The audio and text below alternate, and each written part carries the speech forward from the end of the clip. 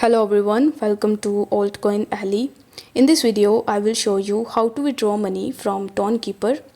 You are going to learn how you can transfer USDT from Tonkeeper to Binance. So in order to withdraw your money from Tonkeeper, you first need to launch your Tonkeeper application. Then on the home page, you are going to see the send button. So you can either tap on the send button, or if you want to send your USDT, then you simply need to tap on the USDT tab on the home page and then tap on the send button. After that, it will ask you to provide the deposit address. So in order to get this address, you just have to launch Binance or Bybit or any other exchanges in which you want to basically withdraw your money. I'm going to use Binance, so you simply need to launch Binance and then tap on the deposit option.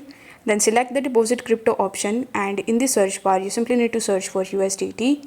Then you need to select the Tone coin option and it will show you the address as well as the USDT memo in front of you.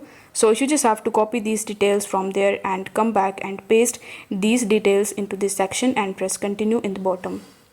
On the next page, you just have to enter the amount of USDT that you want to transfer from your account, and then you just have to confirm and initiate your transaction.